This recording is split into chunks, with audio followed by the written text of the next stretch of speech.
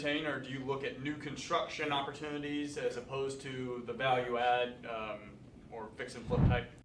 Obviously, value add has kind of been our bread and butter over the years. You know, we're doing 3 new construction deals right now, just here in Houston, you know, because we want to kind of keep an eye on it.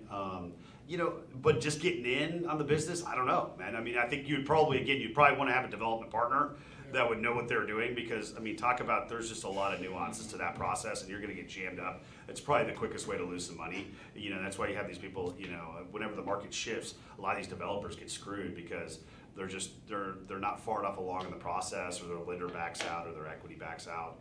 I would say probably going more bread and butter, value add. You can get a general contractor in there, which there's a lot of them here in Houston.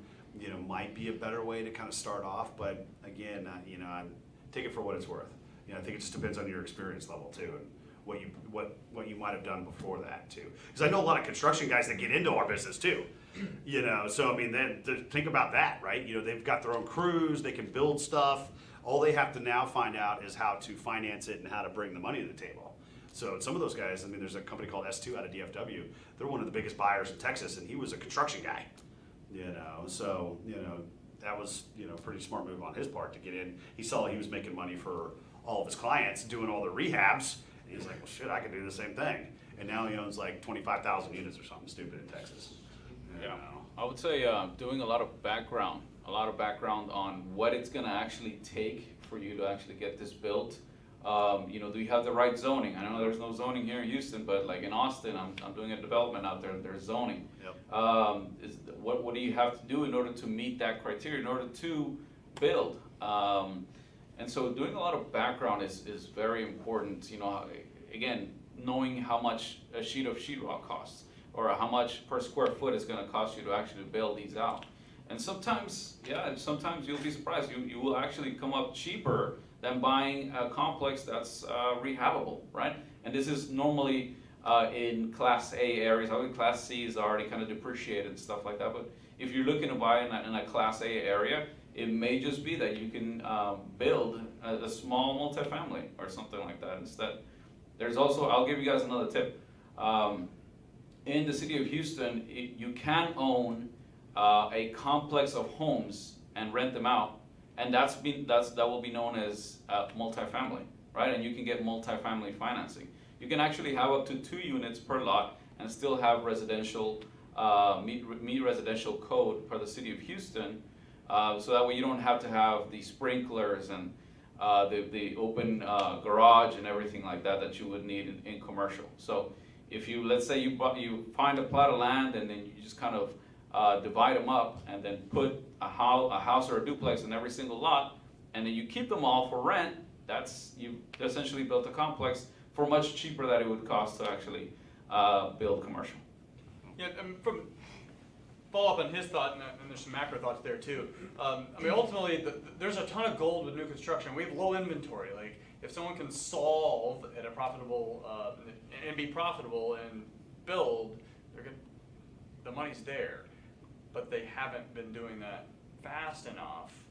Well, the construction costs have gone up 30% in the last 12 months too. There's construction, there's labor, there's supply chain issues, but even before all that, then there's still financing for new construction. Then depending on the city, you got permitting. I want to touch on something though, because you just really, and I don't know how we both missed this earlier. So one of the reasons why we love just housing in general, right, is this because there's a freaking shortage of it. Right? You have more and more people moving to Texas. They're not keeping up with the amount of demand there is, and that's why rents are going up. It's a purely a function of supply and demand, right? And like you say, the builders aren't building anything. So that's both on the multifamily side as well as the single family side, right? Because the builders are real skittish right now because they got whacked in 8, 9, and 10, and so they didn't want to be left holding the bag, so they pulled back too. So that just leads to more and more pressure on rents. Right? So if you can solve that problem, or you already an existing landlord and can get into that and kind of ride that wave, that's another fundamental reason why I love multifamily, is because we're providing housing and there's a shortage of it here. Right? And I think that's an important thing that people need to take away from tonight's webinar. Yeah, and it's easier to solve that at the lower level, like if you're building a duplex or a quadplex. I mean, it's simpler for a single person or small team to take care of that. Or storage container units. I'm about to put one up in Galveston. Well, this guy's got storage too, man. Oh, yeah. Yeah? Pivoting All right. into storage, man. Talk about that. Yeah. So, I mean, but then again, new construction, there's no cash flow. You're not making anything until it's completed and either rented it out or sold on the back end. That's the problem. But from a macro standpoint, I know new construction for single family builders have pulled back. You know, with inflation going up, they pulled back. It's like 20, 30% or something year over year. Yeah. So they're pulling back hard, and they're already behind schedule anyway. Multifamily has actually been pushing forward. They're at a 50-year high, which sounds good, but really what that tells you is like we're doing what we're building what we're doing now like we were 50 years ago. That's good. We need to be building more, but they're still way behind too.